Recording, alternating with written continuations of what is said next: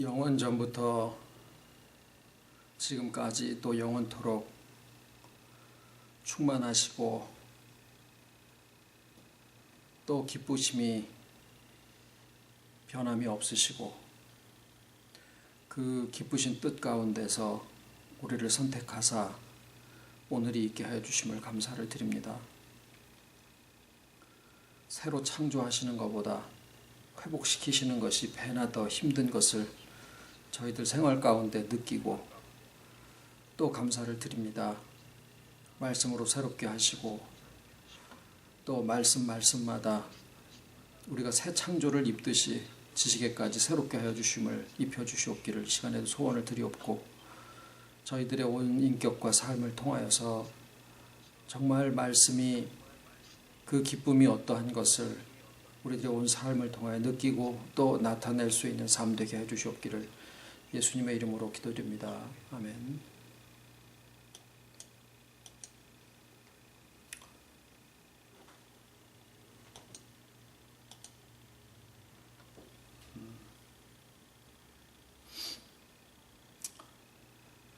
오늘 말씀은 사도행전 6장 7절 말씀입니다. 하나님의 말씀이 점점 왕성하여 예루살렘에 있는 제자의 수가 더 심히 많아지고 허다한 제사장의 무리도 이 도에 복종하니라. 하나님이 아담과 해와에게 생육하고 번성하여 땅에 충만하라, 그렇게 말씀을 하셨습니다. 근데 예수님은 땅 끝까지 이르러 내 증인이 되리라 라고 또 말씀을 하셨습니다. 그러니까 하나님과 예수님은 아버지와 아들이시라 한 분이시기 때문에 이 두 구절은 생육하고 번성하여 땅에 충만하라 라는 말씀과 땅 끝까지 이르러 내 증인이 되리라 라는 말씀은 정확하게 같은 말씀이에요. 표현이 달랐을 뿐이지. 근데 이제 창세기 구약에 나와 있는 생육하고 번성하여 땅에 충만하라 라는 말씀은 그 육체적으로 자식을 낳는 것도 좀 거기에 많이 포함이 되어 있고, 그런 뜻이 어떻게 보면 더 많이 포함이 되어 있을 수도 있고요. 예수님이 말씀하신 땅 끝까지 이르러 내 증인이 되라 라고 하는 말씀은 영적인 해산, 즉 복음의 전도를 더 많이 내포하고 있다고 우리가 이해가 되어집니다. 근데 이제 예를 들어서 아브라함의 경우에는 그 육체의 자식인 이삭이 또 영적인 자식이 되기도 하고, 또 야곱이 아버지 할아버지로부터 하나님의 약속을 받은 것이 그렇게 중요하게 생각이 되어져서 형 에서를 속이고 결국에는 장자의 축복을 받고 하는 것들이 다 믿음의 유산의 중요성을 알기 때문에 하는 행동이었었거든요. 그러니까 그때 당시에는 믿음의 자손과 또 영적인 복음의 전파가 서로 다른 일이 아니었었더라라는 거죠. 근데 이제 오늘날 땅 끝까지 이르러 내 증인이 되라라고 하는 영적인 해산을 생각해 볼 때 보통은 교회를 통해서 전도되어지는 것들을 많이 생각하는데, 실상 거기에도 우리의 육신의 자식들의 정말 믿음의 유산을 물려주는 그 일도 물론 항상 동일하게 그렇게 포함이 되어 있는 것이 복음적입니다. 근데 이제 현실은 말씀은 구약과 신약의 하나님의 말씀과 예수님의 말씀이 그렇게 영적인 해산에 대해서 생육하고 번성하여 땅에 충만하라라고 말씀을 하셨지만, 현실적으로는 이 자식들이 참 마음대로 잘 안 되고 말이죠. 그리고 복음으로 전도하는 것도 참 쉽지가 않습니다. 그 여러 가지 그런 그 타당성 아니면은 합리화를 우리가 쉽게 받아들이게 돼요. 지금은 가을이기 때문에 그 추수기라 전도하기가 쉽지가 않다라든가 이런 말들을 우리가 쉽게 받아들입니다. 왜냐하면 그만큼 사람들이 자기의 귀를 즐겁게 하고 하나님의 말씀 듣기를 마음에 하나님의 말씀을 두기를 싫어하는 그런 세대가 되어져서 몸을 위하고 어떻게 해서든지 편한 거를 좋아하는 그런 세상으로 점점 가기 때문에 이 참 말씀을 전하는 것이 쉽지 않다라고 하는 생각을 하고 그 자식들을 키워가는 데 있어서도 참 이게 내 마음대로 잘 안 돼서 그냥 진짜 품 안의 자식이다 이런 얘기들을 쉽게 하기도 하고 그럽니다.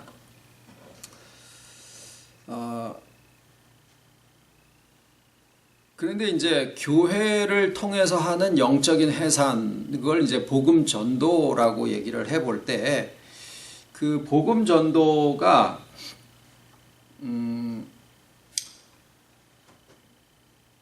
마태복음에 보면은 너희가 산이나 바다로 다니면서 교인 하나를 얻기를, 두루 다니면서 교인 하나를 얻기 위하여 바다나 육지를 두루 다니다가 생기면 너희보다 배나 더 지옥 자식이 되게 하는도다 이런 말씀이 있어요. 그 바다나 산으로 그렇게 다니면서 교인 하나를 얻기를 구하다가 구하면 너희보다 더 배나 지옥 자식이 되게 하는도다. 이제 그만큼 전도가 힘들다라는 얘기도 되기도 하지만 오늘날의 그 교회를 통해서 이루어지는 복음의 전도가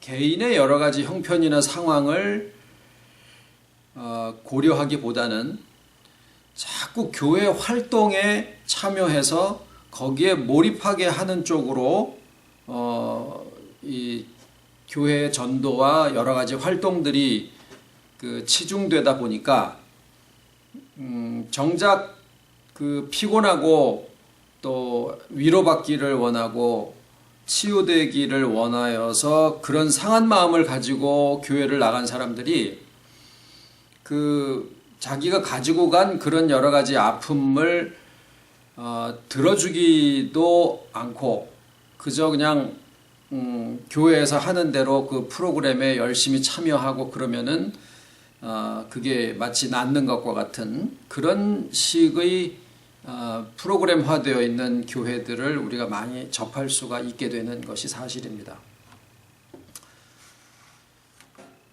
그런데 이 전도가 어렵다라고 하는 느낌을 우리가 다 그 동일하게 가지고 있다라고 지금 말씀을 드렸는데 우리가 좀 지금 이 시간에 그 복음의 전도가 이 영적인 해산이 왜 힘들다라고 느끼는데 그 느낌이 도대체 어디에서부터 출발한 것이냐라고 하는 것을 좀 생각을 해봐야 됩니다. 왜냐하면 성경은 분명히 그 구로하기 전에 자민을 생산하였도다.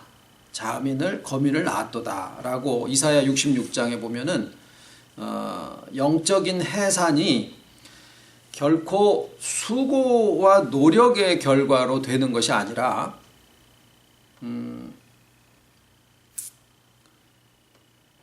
수고하고 힘쓴 것이 아닌데도 마치 한 민족이 생산이 되는 것과 같은 그러한 형태의 해산을 분명히 성경에서 말씀을 하고 있기 때문입니다. 창세기 3장에 나와 있는 노동에 그 수고하고 등골에 땀이 차야지 먹을 것이다 라는 것과 그 다음에 해산하는데 수고, 고통이 따를 것이다 라고 하는 그 말씀 이전에 하나님께서 사람들에게 경작하라라는 것과 생육하여 번성하고 땅에 충만하라라고 하는 말씀을 주실 때는 고통이 그때 수반되는 것이 아니었었거든요.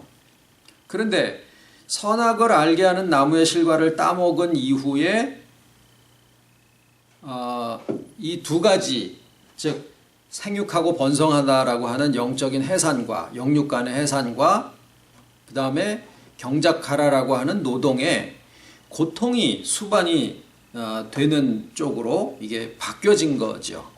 그래서 지금 말씀을 드리는 그 중에 이제 해산에 해당하는 부분은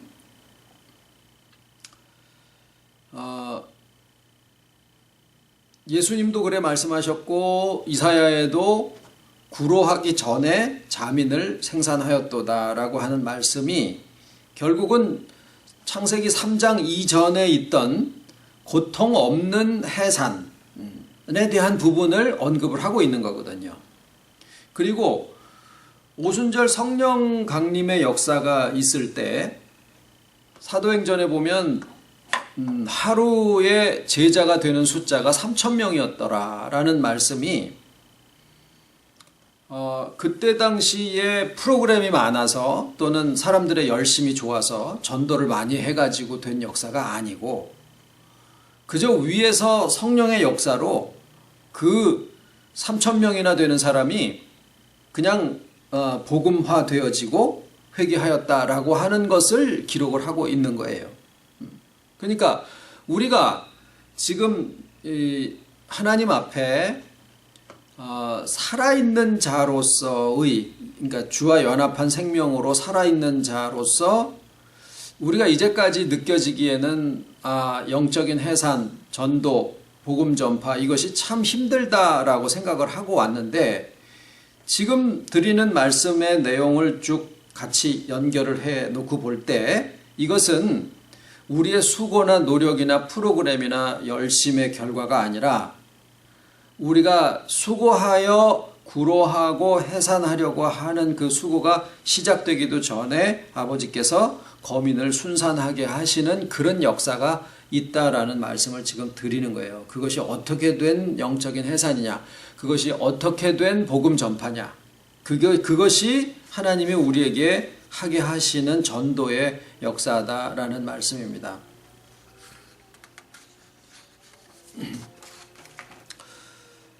창세기 에덴 동산의 그 중앙에는 생명나무가 있었습니다. 그리고 거기에서 이제 강이 발원해서 동산을 적시고 네 강의 근원이 되죠. 이 강의 흐름은 창세기에서부터 시작을 해가지고 성경에 에스겔로 예수님의 또 시편으로 예수님의 그 사마리아 여자와의 대화에서도 뱃속에서 생수가 강같이 흘러나오리라 라는 말씀으로 이어지다가 요한계시록의 제일 마지막 22장으로 가면서도 생명수의 강물을 내게 보이시는데 어린 양의 보좌로부터 시작이 돼서 강 좌우편에 생명나무가 있어가지고 달마다 12가지 과실을 맺히고 그 다음에 만국을 소성하기 위해서 그거는 치료입니다. 치료. 만국을 치료하기 위해서 그 잎사귀들이 준비되었더라라고 돼 있는 성경 전체를 통해서 일관되게 유지되고 있는 하나의 주제입니다. 이 강이 흘러가는데 그것에 의해서 온 땅이 소성함을 받고 또 치료함을 받고 위로가 되어지고 하는 그런 세계가 성경 전체에서 말씀하고 있는 주제예요. 그러면서 복음을 두고 예수님이 겨자씨와 같다라고 말씀을 하셨죠. 그거는 그 크기의 문제가 아니라 생명의 문제다라는 거잖아요. 근데 이제 왜 교회가 열심을 내야 되고 어떤 그런 우리가 이제 늘상 알고 있는 근데 지금 이제 생명나무도 그렇고 또 생명수 강물도 그렇고 또 겨자씨라고 하시는 것도 역시나 마찬가지고 다 무엇에 공통점을 가지고 있습니까? 그게 생명이라는 거죠. 그런데 생명은 결코 죽어 있는 데서부터 나올 수가 없는 것이 생명이에요. 인위적으로 인공적으로 만들어낼 수 없는 것이 바로 생명인 것처럼 여기에 생명나무나 생명수의 강이나 또 겨자씨 속에 있는 그 생명이 가리키는 바가 우리의 열심이나 열심의 크기 또는 프로그램의 효율성 또는 교회의 사이즈 어떤 또는 내가 가지고 있는 직분의 크기 이런 부분이 아니라 언변이나 무슨 뭐 재능이나 이런 게 아니라 생명을 얘기를 하고 계시다라고 하는 점에 우리가 집중해야 됩니다. 그 생명이 가리키는 바가 바로 뭐냐면 하나님의 생명이요 그것이 주와 연합한 데서부터 나오는 바로 그 생명이기 때문에 그래요. 그러니까 생명을 만약에 인공적으로 만들려고 한다라고 하면 얼마나 많은 기술과 자본과 또 의학과 이런 지식들이 동원이 돼야지 될 텐데 그렇게 해서 생명을 만약에 만들려고 한다면 컴퓨터나 무슨 뭐 또 생명공학이나 이런 걸로 해서 한다라고 하면 그 많은 자본과 열심과 재능 이런 것들이 다 투자돼 가지고 해야 되겠지만은 거기에서 그러니까 연구실에서 만들어지는 게 아니더라라는 거죠. 그런데 생명은 예? 여기 지금 미국의 그 식구들의 자녀들이 이제 벌써 결혼들을 해가지고 뭐 한두 달 사이에 지금 애가 3명이 태어나가지고 막 고물고물 하는데 다 이제 좀 주변에서 사는 사람도 있고 이제 더 다른 주에 가서 살기도 하고 그러는데 전도되어져서 교회의 숫자가 늘어나는 것은 애들 숫자 늘어나는 것보다도 지금 못하고 있는 그런 상황인데, 실제로 그냥 아이들이 무슨 뭐 그런 어떤 지식이 없다고 하더라도 정말 사랑하는 사람을 만나서 결혼하고 그러면 아이들도 낳고 그러더라 말입니다. 그러니까 모든 생명이라고 하는 것에 우리가 집중을 해서 보면 이게 전도는 영적인 해산에 해당하는 것인데 영적인 해산에 해당하는 이 내용은 주와 연합한 데서부터 생겨진 그 생명이 자라가다가 보면은 그 자라는 성장 과정에서 자연스럽게 나타나게 되는 하나의 현상이다라는 얘기예요. 왜 영적인 해산이 영적인 전도 이것이 어려운 것이 아니고 쉬운 것이 또 구로하기 전에 낳는 것이냐, 그것은 우리가 이전에 하던 수고처럼 내가 선하려고 애를 쓰고 그 반면에 악한 것을 또 이렇게 제거를 해야 되고 이런 쪽이 아니라 하나님이 시편 103편에 우리의 체질이 진토인 것을 아시기 때문에 우리를 우리의 죄과대로 판단하거나 경책치 아니하신다라고 하는 그 시각을 우리가 주님의 연합이 나 있는 그 상태에서 주어졌다라고 하는 사실로부터 내가 나를 있는 그대로 받아들여질 수 있게 되고 그 의식에서 그 인식에서부터 우리 안에서부터 회복의 역사가 나오게 되는 거거든요. 이것이 연합이 가지고 있는 그 생명이 이렇게 그러니까 모든 생명은 자라잖아요. 그 자라나는 과정에서 이루어지게 되는 하나의 현상들이에요. 어디에서냐? 자기 안에서 이루어지는 거라는 거죠. 자기의 인격 안에서 자기가 자기를 어떻게 바라보고 자기가 자기를 어떻게 대하며 나의 삶을 내가 어떻게 바라보고 살아가느냐 하는 이런 부분에 대한 것을 지금까지 우리가 많이 나누고 왔습니다. 그런데 나이가 이제 20이 되고 또 25이 되고 이러면 사람들이 그냥 짝을 만나서 결혼도 하고 그러다 보면 이제 자녀를 낳는 것이 무슨 굉장히 고도의 교육을 받은 이후에 되는 게 아니라 그냥 초등학생이 자라서 대학생이 되고 대학생이 또 짝을 만나서 결혼하고 그러면은 시집장가 가가지고 자녀를 생산을 하고 또 가정을 또 이렇게 또 이루어 갈 수 있도록 또 옆에서 서포트도 하고 이렇게 이게 그냥 인생사인 것처럼 말이죠. 우리가 주의 생명으로 주 안에서 회복이 되어져 가는 과정에서 내 자신에 대한 회복이 이루어지면서 동시에 그것이 영적인 해산으로 나이가 차서 하나의 가정을 이루게 되는 것처럼 영적인 해산으로 자연스럽게 이루어져 간다라는 거예요. 그냥 기다리듯이 부모님이 이제 애들이 결혼했으니까 좋은 소식이 올 때가 됐는데 이러고 있다가 조금 지나서 뭐 아이고 저기 손주 안게 생기셨어요. 이런 인사를 받게 된단 말이에요. 애가 대학교 들어가면은 언제 졸업하지? 졸업하는 것처럼 시집가고 장가가고 나면은 아이가 생겼어요. 이렇게 하는 인생살이가 그냥 살아가는 것처럼 우리에게 있어서의 회복의 역사 속에 주와 연합된 생명이 성장해 나가는 과정에 영적인 해산이 그냥 자연스럽게 쉬운 것처럼 이루어지게, 그러니까 하나의 고통이 아니라 기쁨의 과정으로서 그렇게 되어지는 것이 정상이라는 말씀을 드리는 겁니다.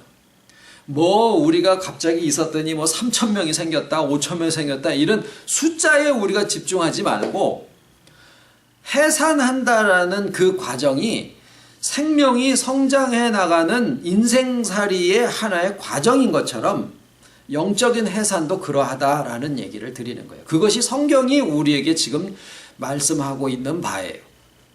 근데 현실적으로는 왜 그런 일이 발생이 되느냐 하고 보니까 세상 사람들이, 그러니까 심령들이 세상 살기가 쉽지가 않더라라는 거예요. 근데 그것은 배움이 많고 적고 가진 게 많고 적고 나이의 고저, 남녀 이런 거와 상관없이 하다못해 애들조차도 자기가 사는 그 삶이 고달픈 호소를 하는 거를 들었어요. 어른들이 보기엔 웃기지요. 6살밖에 안 된 애들이 세상 살기가 쉽지가 않아. 그래가지고 엄마가 아주 기함을 했다라는 얘기를 누가 하더라고요. 그런데 걔는 걔 나름대로 표현이 그 잔망스러워서 그렇지 걔 나름대로는 고초가 있는 거예요. 근데 그것이 나이와 상관없이 모든 삶을 살아가는 사람들을 다 이렇게 겪어보다가 보니까 전부 다 힘들고 피곤해요. 그래서 쉬고 싶은 마음들이 다 있어요. 그래서 와가지고 내 얘기 좀 들어줘. 내 힘든 얘기 좀 들어줘. 내가 살아가고 있는 삶의 질이 지금 엉망이야. 내가 이만큼을 성취했고 저만큼을 이루어서 이만큼을 다 가지고 있지만 내가 살아가고 있는 삶의 질은 아주 형편이 없어요. 나의 이런 얘기를 좀 들어줘. 그것이 사람들이 아주 목을 메고 쫓아다니고 찾아다니는 그 실상이더라라는 거예요. 그래서 예수님이 겨자씨를 말씀을 하시면서 뭐예요? 크기 문제가 아니다라는 거죠. 생명 문제라는 거예요. 저가 모든 씨보다 작은 것이로되. 그러면 씨는 호박씨도 있고 호두씨도 있고 쌀도 있고 뭐 별 씨들이 다 있는데 왜 하필이면 씨 중에 가장 작은 씨를 들이대셨을까? 그거는 크기 문제하고 생명 문제를 이렇게 일부러 비교하시기 위한 하나의 비교법으로 사용을 하신 거죠. 그래서 저것이 모든 씨보다 작아서 크기로서는 될 것이 없지만, 자, 우리도 그렇습니다. 우리도 크기로서는 그게 뭔 교회야?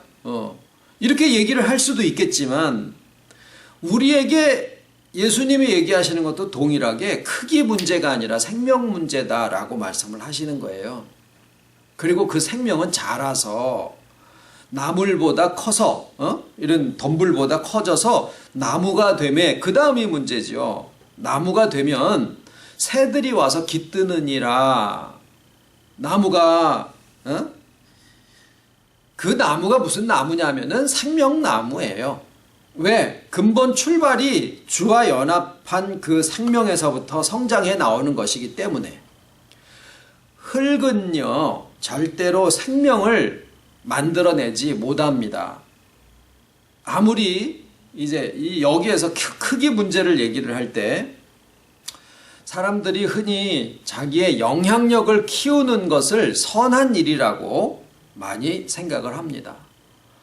그래서 내가 가지고 있는 영향력이 커지기 위해서 높은 데로 올라가는 거예요. 높은 자리에 올라가 앉아 있으면은 멀리 볼 수 있고, 그래서 어떻게 쓰든지 애들한테도 큰 시각, 넓은 시각을 가지게 하는 그런 교육은 잘 하는데, 살아있는 것이 문제다라는 거예요. 이것이 우리가 믿음에서 자녀들에게 주어야 되는 교육이에요.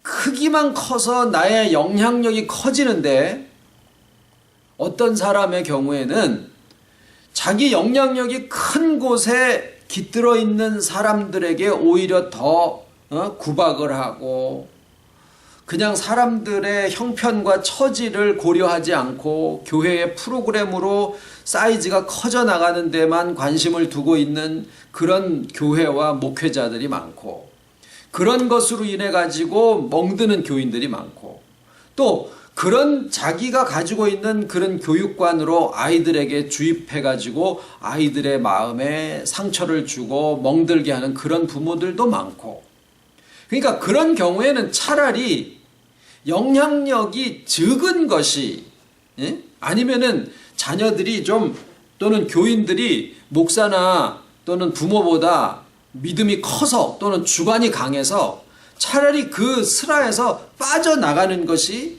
상처를 덜 받는 방법일 수도 있겠죠. 착한 자식은 그냥 그런 부모한테 멍들어서 마음이 그냥 막 뭉개져 버리고 상처를 받아가지고 평생 짊어지고 가는 경우들도 있고, 오히려 좀 못된 자식은 튕그러져 나가가지고 오히려 지멋대로 살면서 부모의 영향을 적게 받는 경우도 있다 그 말이에요. 교회도 그러하고 사회도 그러하고 집안도 다 그럴 수 있습니다. 왜? 잘못된 교육, 잘못된 인생관, 잘못된 가르침 속에서 자기가 다스리고 영역 이렇게 주관하고 있는 그 영향력으로 오히려 사람을 죽이는, 그러니까 크기 문제가 아니다라는 거예요. 어떻게 이 교육이 우리의 2세들에게 정말 아버지의 복음다운 교육에 대한 그런 교육관으로 이게 전달이 되어질라는지, 지금 그것이 정말 남아있는 동안의 기도의 제목이고, 그러는데, 지금은 그냥 마음이 분주한 것이 우리 세대의 회복을 먼저 생각을 할 수밖에 없는 상황이에요. 그런데 분명한 것은 우리의 회복과 더불어서 하나의 과정이 지나가는 어떤 인생사 중에 하나처럼 우리 안에 있는 주님의 생명으로 회복되어지는 게 있으면 그 다음에는 반드시 자연스럽게 인생사로 우리로부터 영적인 해산의 과정이 거기에 수반이 될 수밖에 없더라라는 거죠. 근데 이제 그 과정에서 가장 효과적이고 핵심적인 것은 여러분 하나하나가 다 그 회복의 경험과 체험 속에서 그 인식이 그 자녀들이나 누구나 다른 사람들에게 전달되어진다라는 사실이, 그게 제일 중요하고 효과적이고 정말 가장 의미 있는 일이 될 겁니다. 그런데 거기에 이제 우리가 하나의 일을 만약에 한다라고 하면 이러한 식의 교육이 우리의 자녀들에게나 또 새로 자라나는 젊은 사람들에게 분명하게 전달이 되어지는 그런 준비가 아마 되지 않겠는가라는 생각을 하고는 있어요. 자, 그런데 이제 크기 문제가 아니라 생명 문제다라는 말씀을 지금 쭉 드리고 있는데, 그 생명이 자라서 나무가 되면 피곤하고 힘든 사람이 나도 모르게 내 주변에 온다라는 거예요. 상하고 지친 새들이 나무에 와서 쉼을 얻고 그냥 또 때 되면은 거기에 날아가기도 하고 거기에 둥지를 해서 거기에 또 새끼를 치기도 하고, 그러듯이 생명나무 잎사귀를 들이우고 있으면은 거기에 지치고 힘든 수고하고 무거운 짐진 자들아 다 내게로 와라. 주님이 얘기를 하시기를 내게로 와라 라고 하셨을 때 흙은 아무것도 할 수가 없지만 흙은 정교하게 만들어가지고 나무에 흉내를 낸다고 하더라도 그것은 결국 부서질 수밖에 없는 것이지만 그러나 그 흙에 생명나무의 씨가 심기워져서 이게 자라나게 되면 내가 비록 흙으로 되어 있을지라도 나의 삶이 생명나무의 역할을 하게 된다라는 거예요. 그래서 우리가 조급하게 생각할 일도 아니고 또 이것을 어떤 실적으로 생각할 일도 결코 아니고 또는 어떤 분의 말처럼 이거는 목사나 하는 일이다라고 할 게 아니라 나의 삶이 자라가는 과정에 있어서 나라고 하는 사람은 그냥 내가 뒀다 봐도 아유 지금 우리가 이 말씀 듣는 이유가 왜 그럴까요? 아 내가 편해서 그래. 맞습니다. 굉장히 이기적으로 들려질지 모르지만 저한테도 지금 이 말씀이 무슨 의미냐라고 물으시면 아, 이 말씀으로 내 문제가 해결이 됐어요. 내가 참 편해졌어요. 목회를 하던 살아가는 일이든 간에 참 편안해졌습니다. 라고 이야기를 해요. 아마 여러분들도 그런 마음이 1차적인 고백이 되어지실 수 그러실 겁니다, 아마. 근데 그게 잘못됐다라고 생각지 않는다고요. 이기적이라고 느껴지지 않아요. 그런데 우리가 지금 여기까지인데 여기에서 그 다음 얘기를 지금 하는 게 뭐냐면 우리가 12딸이 한 집안에서 오글오글오글 살다가 큰언니나 셋째 언니가 먼저 때 돼서 시집을 가고 또 어느 집으로 간다라고 해봐요. 그러면은 나머지 애들도 다 때 되면은 갑니다. 시집 장가 다 갑니다. 그러면은 누구네가 먼저랄 것 없이 어느 집에서 첫째가 났어요. 둘째가 났어요. 그러면서 이제 설날 이렇게 쭉 모이면은 손주들이 막 주르르 이렇게 들어오잖아요. 그거 당연한 거거든요. 그러듯이 우리가 주님의 생명으로 이렇게 회복되어져 가는 과정이 지나가다가 보면은 그 어느 과정에선가 나도 모르게 내 주변에 사람들이 가까이 오고 있다라고 하는 것을 느낄 때가 있으시다라는 거예요. 어떤 사람들이 오느냐? 수고하고 무거운 짐진 자들이 주님 앞에 가는 그 마음으로 여러분을 찾아가서 내 얘기 좀 들어줘. 아유 나 힘들어. 사는 게 힘들어. 왜 이렇게 힘들어? 내가 뭐 이런 것도 저런 것도 다 해놨는데 왜 이렇게 삶의 질이 아주 그냥 떨어졌어. 아우 힘들어 죽겠어. 너는 어떻게 사냐? 내 얘기 좀 들어줘. 이렇게 하고 여러분들을 찾아오는 경우들이 생길 수 있다 그 말이에요. 여러분들더러 뭐 목회자가 되세요, 무슨 뭐 전도인이 되세요 이런 얘기를 하는 게 아니라 우리가 살아가는 과정에 그런 일들이 생겨진다라는 거예요. 그거를 이상한 일 겪는 것으로 생각하실 필요가 없다라는 겁니다. 왜? 내가 수고해서 무슨 진짜 구로해서 아이를 낳는 것과 같은 그런 일이 아니다라는 겁니다. 단지 생명나무가 서 있는데 거기에 생명수의 강이 이렇게 흘러가고 있고 그 강물이 시작된 것이 하나님의 창조에서부터 계시록까지 이루어지는 것이고 그게 역사를 얘기하는 게 아니라 하나님의 섭리가 지금 그렇게 우리 안에서 흘러가고 있다라는 얘기를 드리는 겁니다.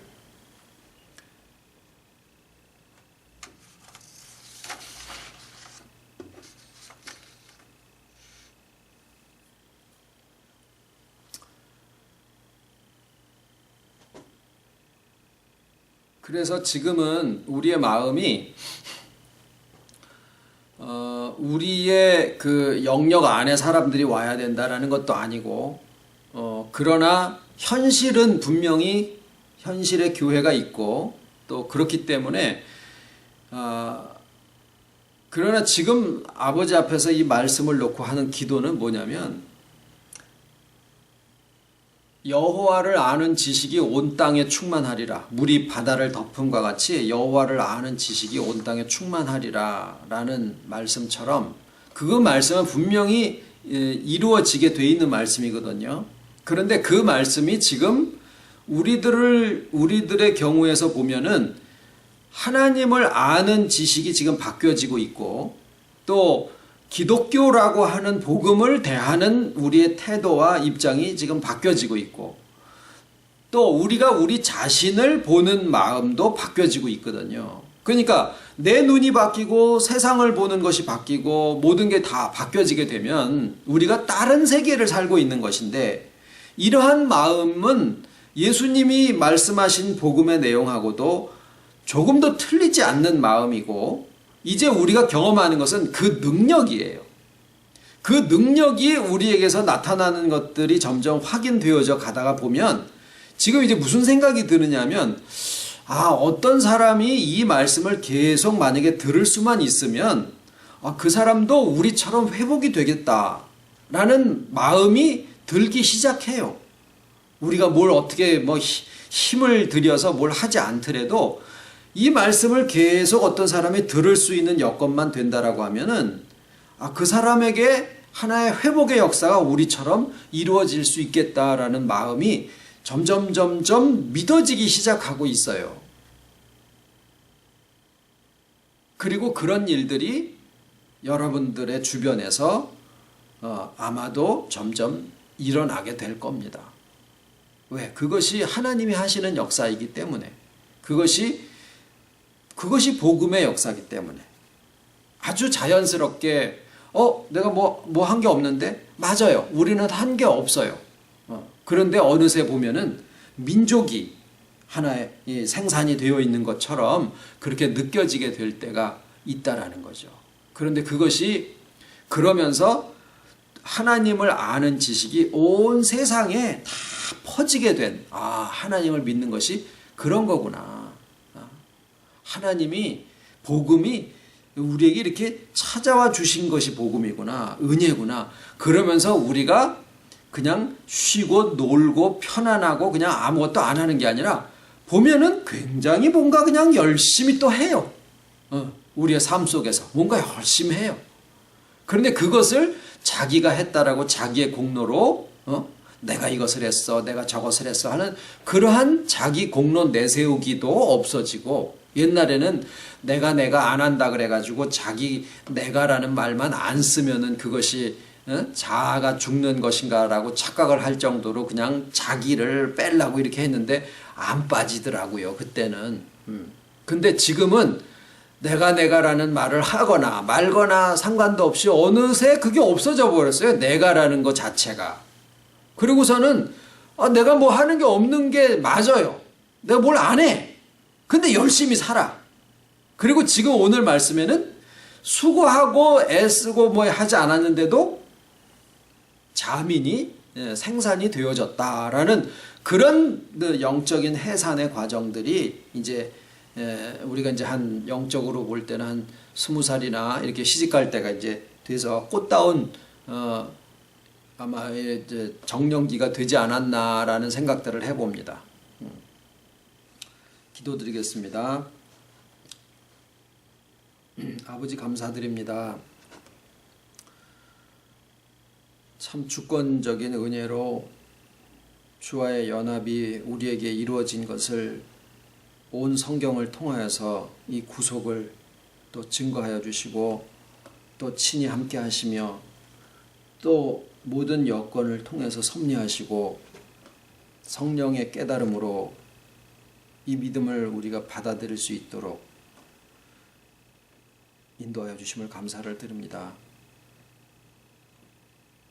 그러나 지나온 과정들은 결코 쉽지 않고, 어떻게 그 모든 과정을 겪어 나왔나라고 생각을 해보면 모든 것이 하나님의 은혜인 것을 또 고백을 드릴 수밖에 없고, 편안하고 안전한 가운데 우리에게 주신 회복과 또 기쁨이 충만하게 하여 주시는 이 놀라운 축복과 은혜를 결코 높아지지 않는 가운데서 받아들일 수 있게 해주시고, 이제 오늘 말씀을 통하여 이것이 수고하고 무거운 짐진 자들, 또 날개가 힘들어 지친 새들이 나무에 와서 깃들듯이 우리의 그늘에 와서 쉬고 또 안식을 얻고 치료함을 받을 수 있는 그러한 삶으로 가게 해주신다고 하셨사오니 우리 주변에 있는 사람들의 그 지치고 힘든 마음들을 또 들어줄 수 있고 또 어루만져 치유하고 그들에게도 주님과의 연합이 함께 있음을 얘기해 줄 수 있는 그 믿음의 담대함이 오순절 제자들에게 있었듯이 또한 저희들에게 있기를 기도를 드립니다.